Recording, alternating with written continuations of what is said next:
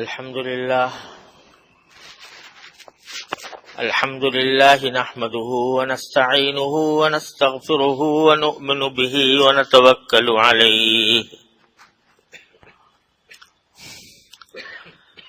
ونعوذ بالله من شرور أنفسنا ومن سيئات أعمالنا من يهده الله فلا مضل له ومن يضلله فلا هادي له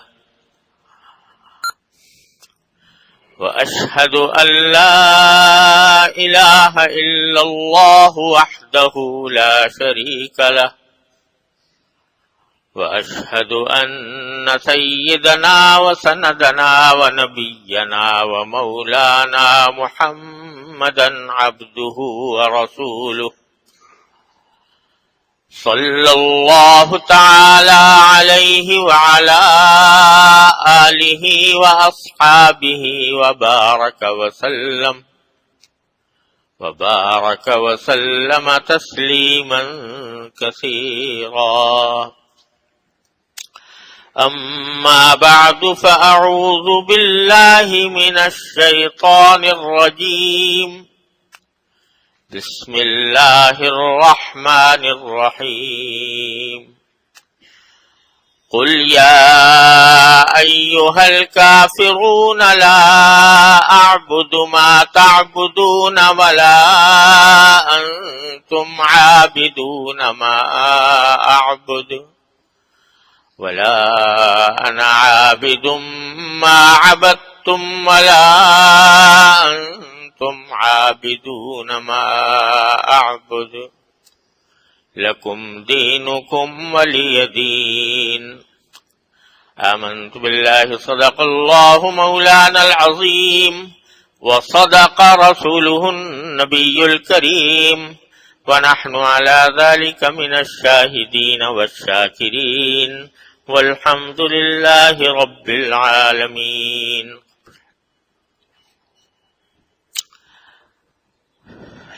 بزرگان محترم اور برادران عزیز، یہ سورۃ الکافرون ہے جس کی میں نے ابھی آپ کے سامنے تلاوت کی، اور گزشتہ سے پیوستہ جمعہ میں نے اس کا ترجمہ اور اس کی تشریح اور تفسیر آپ حضرات کی خدمت میں پیش کرنے کی کوشش کی تھی. آج اسی کا تتمہ ہے. یہ سورت قرآن کریم کی مختصر سورتوں میں سے ہے اور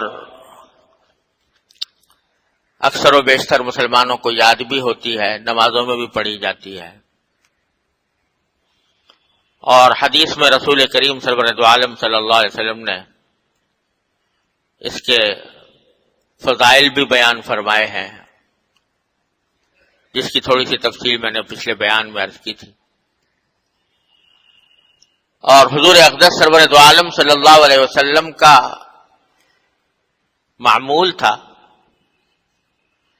کہ فجر کے سے پہلے کی 2 رکعتیں جو 2 سنتیں ہوتی ہیں،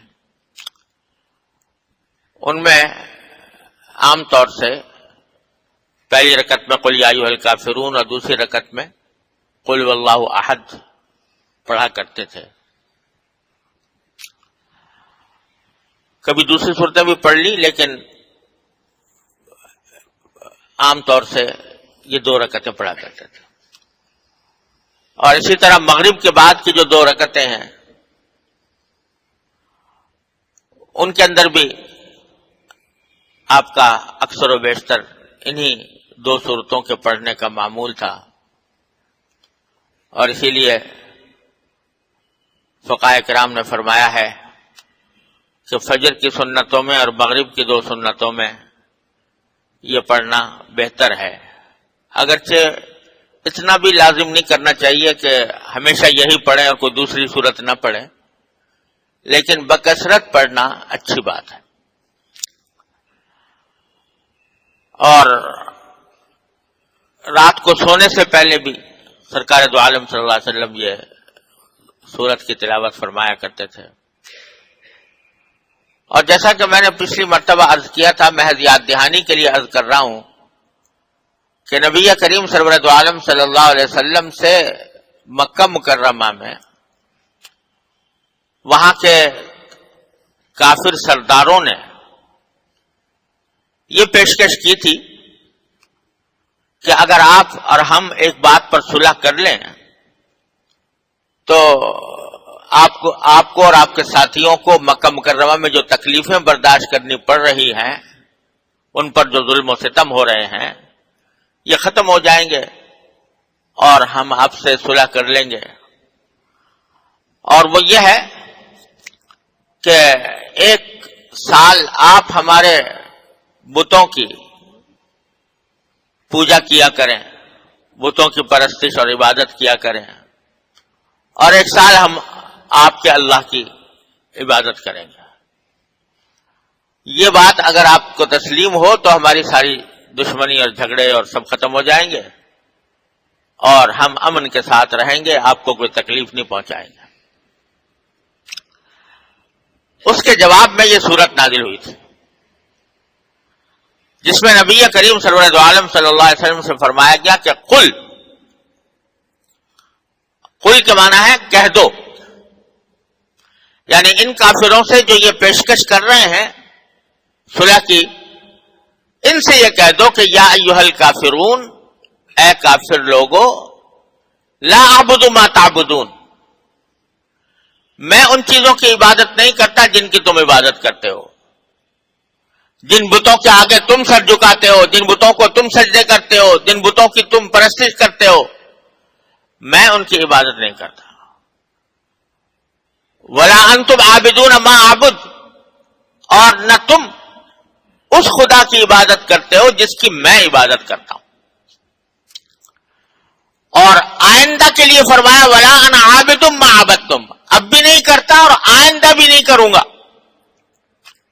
میں عبادت کرنے والا نہیں ہوں ان بتوں کی جن کی تم نے عبادت کی ہے.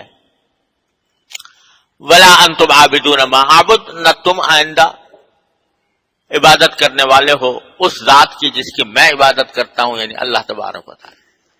لہذا لکم دینکم ولی دین، تمہارے لیے تمہارا دین ہے، میرے لیے میرا دین ہے. اس دین کے اوپر کوئی مصالحت نہیں ہو سکتی. یہ ہے ترجمہ اس سورت کریمہ کا اور اس کا پس منظر. میں نے عرض کیا تھا کہ اس سے جو ہمیں سبق ملتے ہیں وہ میں نے وعدہ کیا تھا کہ اگلے جمعہ میں انشاءاللہ عرض کروں گا. پہلی بات جو اس سورت کریمہ سے معلوم ہوتی ہے وہ یہ کہ اللہ تبارک و تعالی کی عبادت جو بندے کا فریضہ ہے وہ اسی وقت معتبر ہے جبکہ اللہ تبارک و تعالی کے ساتھ کسی کو شریک نہ ٹھہرایا جائے. ورنہ یہ جو فرمایا گیا ولا انتم عابدون ما اعبد، اور یہ جو فرمایا گیا کہ لا تعبدون ما اعبد، کہ تم اس اللہ کی عبادت نہیں کرتے جس کی میں کرتا ہوں، حالانکہ اللہ تعالیٰ کو تو وہ بھی مانتے تھے. مکہ مکرمہ کے جو کافر مشرک تھے وہ اللہ تعالیٰ کے وجود کا انکار نہیں کرتے تھے اور یہ بھی تسلیم کرتے تھے کہ ساری کائنات کو پیدا کرنے والا صرف اللہ ہی ہے. اس سے انہیں انکار نہیں تھا. اور قرآن کریم میں جگہ جگہ یہ بات فرمائی گئی ہے کہ جب ان سے پوچھو وَلَئِن سَأَلْتُم مَّنْ خَلَقَ السَّمَاوَاتِ وَالْأَرْضَ لَيَقُولُنَّ اللَّهُ، ان سے اگر پوچھو کہ آسمانوں کو اور زمین کو کس نے پیدا کیا تو وہ ضرور جواب میں یہ کہیں گے کہ اللہ نے پیدا کیا. تو اللہ تعالیٰ کو پیدا کرنے والا مانتے تھے اور اللہ تبارک و تعالیٰ ہی کو اس کائنات کا خالق اور مالک تصور کرتے تھے. تو اللہ تعالیٰ کے وجود سے انہیں انکار نہیں تھا، اللہ تبارک و تعالیٰ کے خالق ہونے سے انکار نہیں تھا، مالک ہونے سے انکار نہیں تھا، مانتے تھے. اور اللہ تعالیٰ کی عبادت بھی کرتے تھے. بسمک اللہم، جب کوئی کام شروع کرتے تو بسم اللہ الرحمن الرحیم تو رسول کریم صلی اللہ علیہ وسلم نے سکھایا. وہ لوگ جو ہیں جب کوئی کام شروع کرتے یا کوئی چیز لکھنی شروع کرتے تو بسمک اللہم، اے اللہ آپ کے نام سے ہم کرتے ہیں. تو اللہ تعالیٰ کو مانتے تھے، اس کی عبادت بھی کرتے تھے، اور طواف کرتے تھے بیت اللہ کا. بیت اللہ کو اللہ کا گھر مانتے تھے. تو بظاہر عبادت تو اللہ تعالیٰ کی کرتے تھے، لیکن پھر بھی قرآن کہہ رہا ہے لا تعبدون ما اعبد، جس اللہ کی میں عبادت کرتا ہوں تم اس کی عبادت نہیں کر رہے. اس کا مطلب کیا ہوا؟ باوجود کہ اللہ کو مانتے تھے پھر بھی کہا جا رہا ہے کہ تم اس کی عبادت نہیں کرتے. اس کا مطلب یہ ہوا کہ اللہ تبارک و تعالیٰ کو اس جن صفات کے ساتھ اللہ تبارک و تعالیٰ متصف ہے تم اس طرح اس کو نہیں مانتے، اس طرح نہیں مانتے، توحید کے ساتھ نہیں مانتے، اللہ کو ایک قرار دے کر نہیں مانتے، بلکہ تمہارا عقیدہ یہ ہے کہ اللہ تبارک و تعالیٰ نے پیدا تو کر دیا سارے جہان کو، ساری کائنات کو، سارے انسانوں کو، سارے جانوروں کو، سب کو پیدا کر دیا، لیکن پیدا کرنے کے بعد سارے اختیارات کچھ اپنے دوسرے دیوتاؤں کو سونپ دیے ہیں. کسی دیوتا کو یہ اختیار دے دیا ہے کہ یہ لوگوں کو رزق دیا کرے گا، کسی کو یہ سونپ دیا ہے کہ یہ لوگوں کی بیماریاں دور کرے گا، شفا دے گا، کسی کو کوئی اور اختیار سونپ دیا ہے. تو اس طرح وہ اللہ تعالیٰ کو تو مانتے تھے، لیکن کہتے ہیں اللہ تعالیٰ نے پیدا کرنے کے بعد اپنے اختیارات کچھ مختلف دیوتاؤں کو سونپ رکھے ہیں، اور چونکہ ان کو سونپ رکھے ہیں لہذا ان کی بھی عبادت کرنی چاہیے تاکہ وہ ہمیں رزق دیں، تاکہ ہماری بیماری میں وہ شفا دیں، تاکہ ہمیں اولاد دیں. اس واسطے ان کی بھی عبادت کرنی چاہیے. یہ تھا ان کا عقیدہ. تو اللہ تعالیٰ فرما رہے ہیں کہ باوجود ہے کہ تم زبان سے یہ کہتے ہو کہ ہم اللہ کو مانتے ہیں، لیکن حقیقت میں اللہ کو نہیں مانتے، کیونکہ تم نے اللہ تعالیٰ کا تصور یہ پیدا کر دیا ہے کہ اللہ تعالیٰ یہ اپنا ساری کائنات پیدا کرنے کے بعد بے اختیار ہو کے بیٹھ گیا ہے، سارے اختیارات ان دیوتاؤں کو سونپ رکھے. تو یہ اللہ کو ماننا نہ ہوا، یہ اللہ کی عبادت نہ ہوئی. اور قرآن کریم میں دوسری جگہ فرمایا بار بار کہ جب کبھی سمندر میں گھر جاتے ہیں، کشتی میں سفر کرتے ہیں اور کشتی میں سفر کرتے ہوئے طوفان آ جاتا ہے، زبردست موجیں اٹھنے لگتی ہیں اور ایسا لگتا ہے جیسے اب ڈوبے اور تب ڈوبے، اس وقت ان کو اپنے دیوتا یاد نہیں آتے. اس وقت یہ اللہ ہی کو پکارتے ہیں کہ اللہ ہمیں اس مصیبت سے نجات دے دے، یا اللہ ہمیں اس مصیبت سے نجات دے دے، ہمیں اپنے کشتی کو کنارے تک لگا دے. یہ اللہ تعالیٰ ہی کو پکارتے ہیں. لیکن جب اللہ تعالیٰ ان کو نجات دے دیتا ہے اور اپنے گھر واپس آ جاتے ہیں تو پھر وہی انہیں بتوں کی پرستی شروع کر دیتے ہیں. تو یہ کوئی عبادت نہ ہوئی اللہ کی، نام لینا ہوا اللہ کا بے شک، لیکن اللہ تعالیٰ کی صحیح عبادت نہ ہوئی، کیونکہ تم نے اس کے ساتھ شریک ٹھہرا لیا ہے عبادت میں دوسرے دیوتاؤں کو. اس سے جو سبق مل رہا ہے ہمیں اور آپ کو وہ یہ کہ خود ہمارے مسلمانوں میں بعض اوقات اس قسم کے عقیدے اور اس قسم کے اعمال پیدا ہو گئے ہیں کہ جو ان کافروں کے عقیدوں سے قریب قریب پہنچ جاتے ہیں. اللہ تعالیٰ حفاظت فرمائے. جیسے انسانوں میں سے کسی بھی انسان کو وہ کوئی کسی ولی اللہ کو، کسی بڑے بزرگ کو، کسی پیغمبر کو کہتے ہیں یہ مشکل کشا ہے، یہ حاجت روا ہے، یہ مختار کل ہے. اس کا مطلب کیا ہوا کہ اللہ تبارک و تعالیٰ نے ان کو یہ اختیار سونپ دیا ہے کہ یہ ہماری مشکلات دور کریں، یہ ہماری حاجت روائی کریں، ہماری حاجتیں پوری کریں. تو وہ کتنا ہی بڑا بزرگ ہو، کتنا بڑا ولی اللہ ہو، وہ ہمارے سر پر، آنکھوں پر اس کی عظمت، اس کی حرمت ہمارا فریضہ ہے. لیکن اس کو اللہ تعالیٰ کے ساتھ جا کے ملا دینا، اللہ تبارک و تعالیٰ کی صفات اس کی طرف منسوب کر دینا اور اس سے مرادیں مانگنا اور اس سے کہنا کہ تو ہمارا یہ کام کرا دے، یہ اللہ بچائے اس شرک کے پاس پہنچ رہا ہے جس کے بارے میں قرآن نے یہ فرمایا کہ لا تعبدون ما اعبد. آپ جا کر دیکھو خاص طور پہ ہمارے جو دیہاتی علاقے ہیں ان پڑھ لوگوں کے، وہاں یہ عالم ہے کہ کسی کو اگر بیماری ہے تو شفا مانگنے کے لیے جا رہا ہے مزاروں پر، فلاں بزرگ کے مزار پر جا کے مانگوں گا کہ اے داتا مجھے بیماری سے شفا دے دے، اے داتا مجھے اولاد دے دے. اس قبروں پہ جا کر قبروں سے مانگ رہے ہیں، اور قبروں کے اندر جو قبروں میں جو بزرگ موجود ہیں ان کی عظمت، ان کی حرمت، ان کا احترام ہمارے سر آنکھوں پر، لیکن ان کو وہ صفات ان کی طرف منسوب کر دینا جو خدا کی صفات ہے، جو خدا دینے والا ہے جن کا، یہ ہے جو انسان کو شرک تک پہنچا دیتا ہے، جس کے بارے میں قرآن نے کہا پھر اگر تم ایسا کرتے ہو تو اللہ کی عبادت نہیں کر رہے، پھر تم لا تعبدون ما اعبد، میری عبادت نہیں کر رہے، پھر وہ تو تم نے ان کی عبادت شروع کر دی. بعض اوقات اتنے کبھی کیونکہ یہ سارے ہمارے ہاں جو صوفیاء کرام گزرے ہیں، حضرت علی اجویری رحمۃ اللہ علیہ کا مزار ہے وہاں لاہور میں. حضرت علی اجویری رحمۃ اللہ علیہ بڑے اونچے درجے کے بزرگ تھے، اور ان کی عظمت، ان کی حرمت ہر مسلمان کا فریضہ ہے. تو ہم بھی کبھی ان کے مزار پر حاضر ہوئے.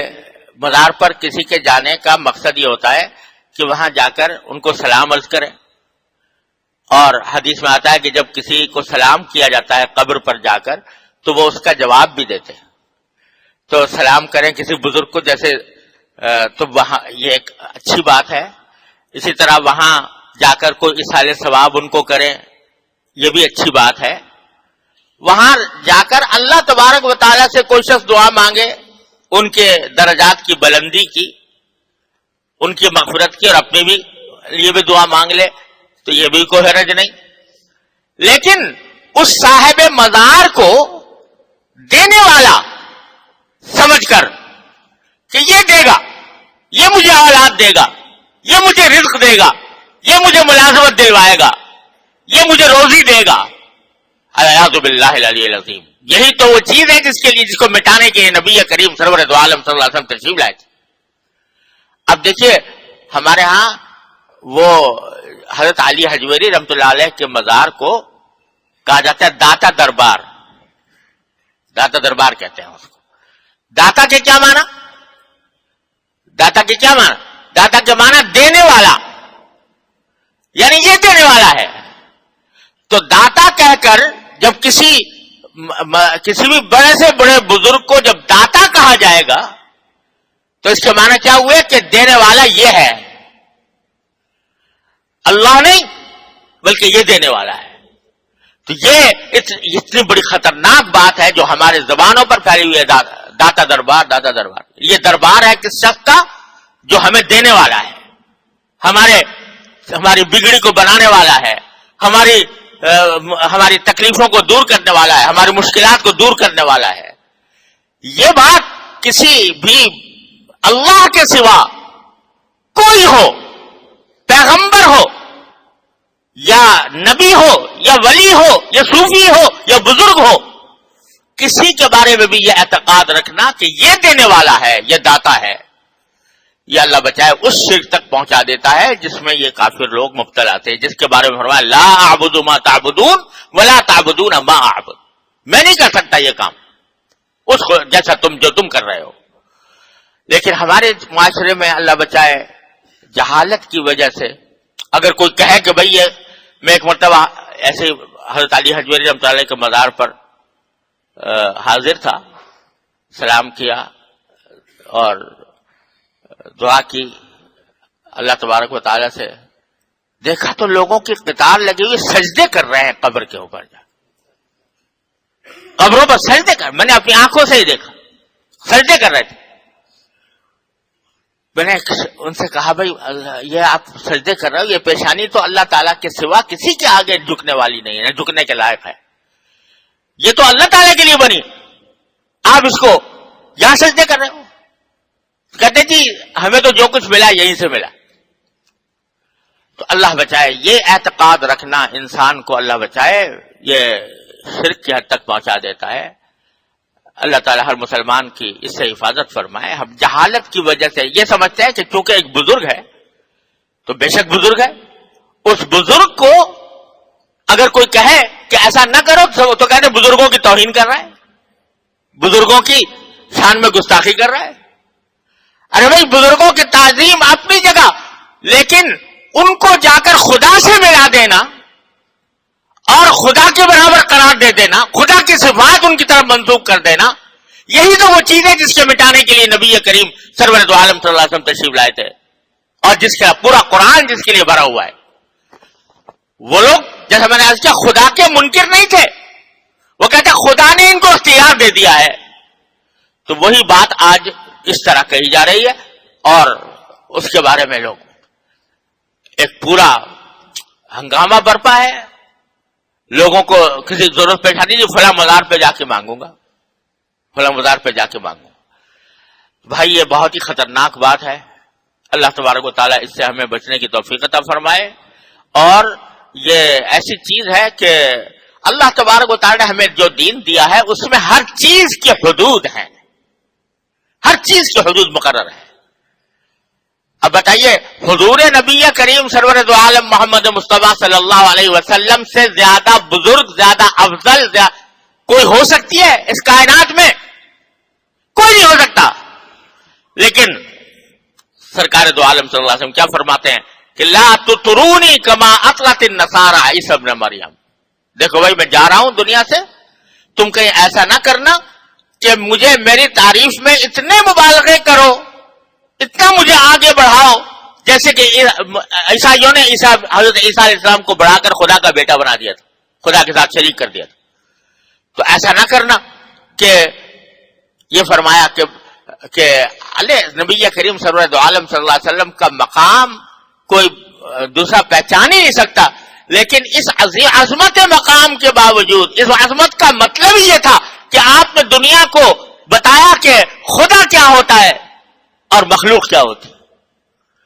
تو فرمایا کہ ولا ادری ما یفعل بی ولا بکم، مجھے تو یہ بھی پتا نہیں کہ میرے ساتھ کیا معاملہ ہونے والا ہے آخرت میں، تمہارے ساتھ کیا ہونے والا ہے، لہذا تم مجھے بڑھا کر خدا کے ساتھ نہ ملا دینا.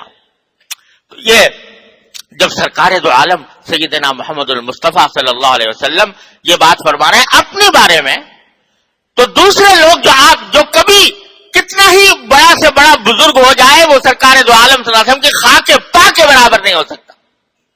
لیکن ان کے بارے میں یہ کہنا کہ یہ حاجت روا ہے، مشکل کشا ہے، مختار مطلق ہے، مختار کل ہے، العیاذ باللہ، یہ انسان کو اسی راستے پر لے جاتی ہے جس راستے پر یہ مشرکین مکہ چلے ہوئے تھے. اللہ تعالیٰ مسلمانوں کی حفاظت فرمائے.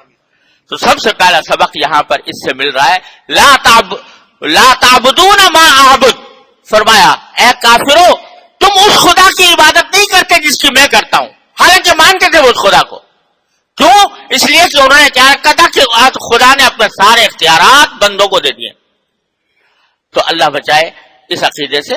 اللہ تبارک و تعالی مسلمانوں کو اس سے محفوظ رہنے کی توفیق عطا فرمائے، اور ایسے ہر شائبے سے اپنے آپ کو بچایا جائے جو شرک کا شائبہ ہو. دوسرا سبق اس سورت کریمہ سے ہمیں یہ مل رہا ہے کہ صلح اچھی چیز ہے، مصالحت اچھی چیز ہے، لیکن اسی وقت اچھی ہے جبکہ اپنے اصولوں کو قربان نہ کرنا پڑے. اگر کوئی مصالحت، کوئی صلح اس کی ان شرائط پر ہوتی ہے جس کے ذریعے اپنے دین کا نقصان ہو رہا ہے یا دین کی قربانی دینی پڑ رہی ہے یا دین کے شریعت کے کسی حکم کی قربانی دینی پڑ رہی ہے، ایسی صلح کسی مسلمان کے لیے قابل قبول نہیں. حضور اقدس صلی اللہ علیہ وسلم صلح کے قائل تھے. آپ نے بہت سے یہودیوں سے صلح کی مدینہ منورہ میں، حدیبیہ کے موقع پر مشرکین مکہ سے صلح کی، قرآن نے خود فرمایا وَإِن جَنَحُوا لِلسَّلْمِ فَاجْنَحْ لَهَا وَتَوَكَّلْ عَلَى اللَّهِ، اگر یہ کافر لوگ صلح پر آمادہ ہوں تو تم بھی آمادہ ہو جاؤ صلح کے اوپر، لیکن صلح کبھی اس شرائط کے اوپر کہ جس کے نتیجے میں انسان کا دین مجروح ہو، وہ کسی مسلمان کے لیے قابل برداشت اور قابل قبول نہیں۔ چنانچہ یہاں یہی پیشکش کی گئی تھی کہ وہ صلح کر لو، ایک سال تم عبادت کرو ہمارے معبودوں کی، ایک سال ہم عبادت کریں تمہارے معبود کی۔ تو اس صلح کو رد کر دیا گیا، لکم دینکم ولی دین۔ پھر اگر تم یہ کہتے ہو تو پھر تمہارا دین تمہارا، ہمارا دین ہمارا، ہم صلح کرنے کو تیار نہیں۔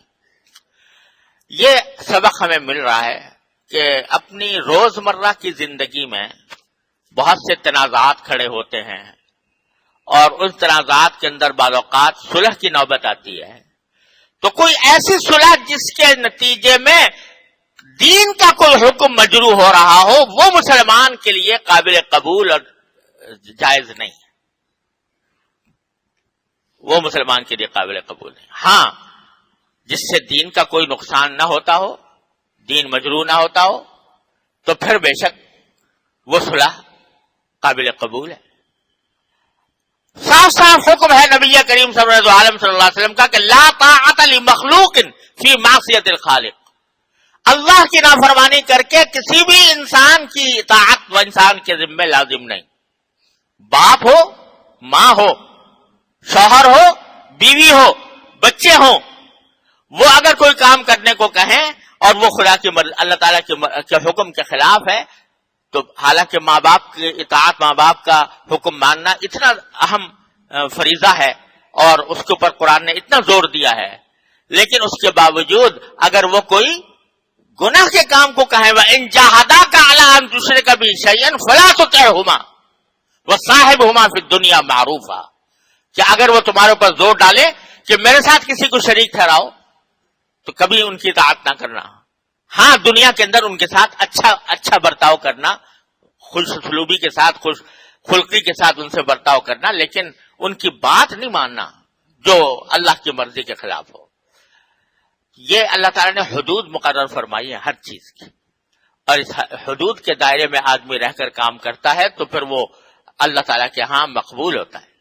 حضرت عبداللہ ابن حذافہ رضی اللہ تعالیٰ عنہ ایک صحابی ہیں، حضرت فاروق اعظم رضی اللہ تعالیٰ عنہ کے عہد مبارک میں ان کو ایک جہاد پر بھیجا گیا تھا۔ وہاں کچھ اللہ تعالیٰ کا کرنا ایسا ہوا کہ مسلمانوں کو کچھ تکلیف پہنچی، اور انہوں نے جو مد مقابل دشمن تھا، اس نے، جو ایک بادشاہ تھا، اس نے مسلمانوں کو گرفتار کر لیا اور اچھی خاصی بڑی تعداد مسلمانوں کی اس کے ہاتھوں گرفتار ہو گئی۔ عبداللہ ابن حذافہ اس کے سردار تھے، مسلمانوں کے سردار تھے۔ بادشاہ نے ان کو بلا کر کہا کہ میں تمہیں چھوڑنے کو تیار ہوں، لیکن ایسا کرو کہ ایک مرتبہ تم میرے سامنے اپنے نبی کریم سرور عالم صلی اللہ علیہ وسلم کی تکذیب کر دو اور اپنے اسلام کے عقیدے سے دستبرداری کا اعلان کر دو، تو میں تمہیں چھوڑ دوں گا۔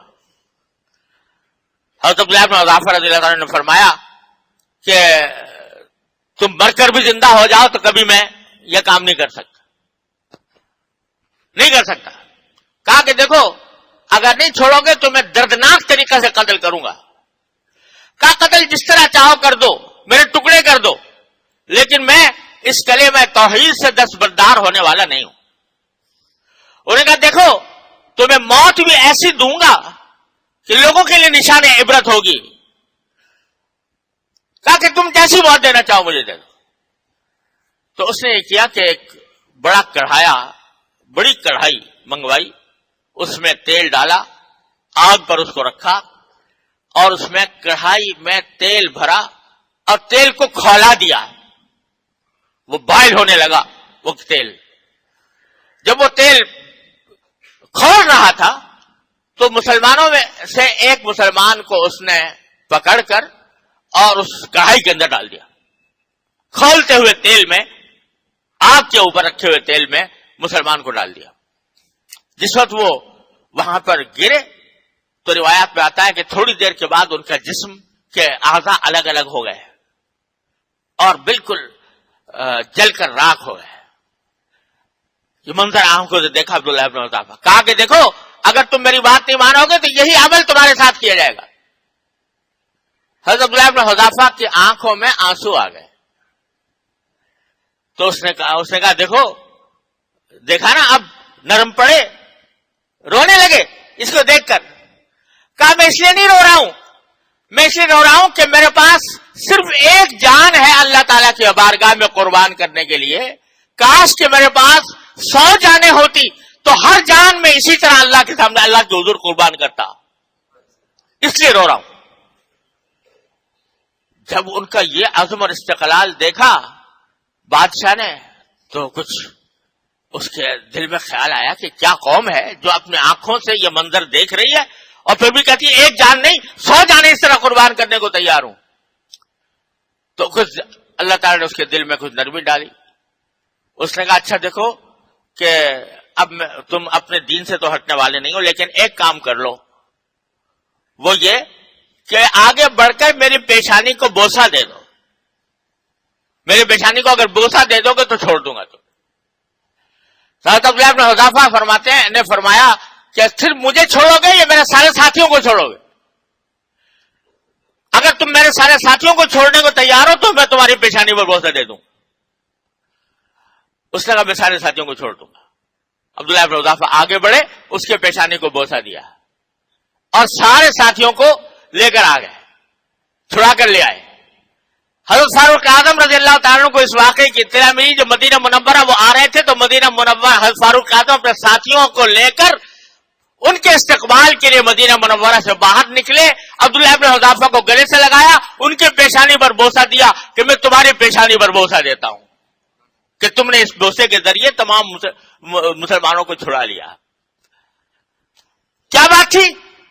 بات یہ تھی، ورنہ کوئی کہنے والے یہ بھی کہہ سکتا تھا کہ میں تو کافر ہے تیری پیشانی پہ کیوں بوسہ دوں، لیکن یہ حدود اللہ ہے، اللہ تعالیٰ نے حدود مقرر کی ہیں کہ کفر کا کلمہ اگر موت بھی آ رہی ہو تو زبان سے نکالنے کی اجازت تو ہے، کفر کا کلمہ زبان سے نکالنے کی اجازت تو ہے، لیکن افضل یہ ہے کہ انسان جان دے دے اور کفر کا کلمہ زبان پر نہ لائے۔ افضل یہ ہے، اگرچہ اجازت ہے کہ زبان سے نکال دے، دل میں ایمان ہو، زبان سے اس نے کوئی کلمہ کفر کا نکال دیا، جائز ہے، لیکن افضل یہ ہے کہ جان دے دے اور کفر کا کلمہ زبان سے نہ نکالے۔ تو وہاں پر جان دینے کے لیے تیار تھے، کفر کا کلمہ زبان سے نکالنے کو تیار نہیں تھے۔ لیکن اگر کوئی دوسرا شخص کسی گناہ پر مجبور کرے کہ یہ گناہ کر لو ورنہ مار دوں گا، تو شریعت کا حکم یہ ہے کہ گناہ کرنا واجب ہے اس صورت میں جان بچانے کے لیے۔ اگر تم نے اس وقت اس کام کا ارتکاب نہ کیا، گناہگار ہوگے، اس واسطے کہ تم نے اپنی جان جو تمہارے پاس اللہ کی امانت تھی وہ تم نے اس طرح قربان کر دی، وہ جائز نہیں۔ تو عبداللہ ابن حذافہ نے دیکھا کہ کافر بادشاہ کی پیشانی کو بوسہ دینا زیادہ سے زیادہ گناہ ہے، اس کی تعظیم گناہ ہے، اس کو پیشانی پر بوسہ دینا اس لحاظ سے تعظیم کے لحاظ سے گناہ ہے، لیکن جان بچانے کے لیے، اپنی جان بچانے کے لیے، اپنے ساتھیوں کی جان بچانے کے لیے یہ مصالحت قابل گوارائی ہے، قابل قبول ہے، چنانچہ انہوں نے قبول فرمائی۔ یہ ہے اللہ کے حدود کہ کہاں آدمی ڈٹ جائے اور کہاں آدمی جھک جائے، یہ اللہ تبارک و تعالی نے مقرر فرمائی ہے حدود۔ اس کا نام ہے دین کی سمجھ، اس کا نام ہے تفقہ فی الدین، اور اسی کی تلقین ہمیں رسول کریم سرور عالم صلی اللہ علیہ وسلم نے فرمائی ہے۔ تو یہ آیت سورت ہمیں یہ دے رہی کہ جہاں تمہیں مصالحت ایسی ہو جس سے دین مجروح ہو رہا ہو وہ تمہارے لیے جائز نہیں۔ ہاں جہاں شریعت نے جہاں گنجائشیں دی ہیں تو وہ تم بے شک صلح کے لیے اختیار کر سکتے ہو۔ اللہ تبارک و تعالیٰ اپنے فضل و کرم سے ہمیں ان احکام پر عمل کرنے کی توفیق عطا فرمائے۔ وآخر دعوانا الحمدللہ رب العالمین۔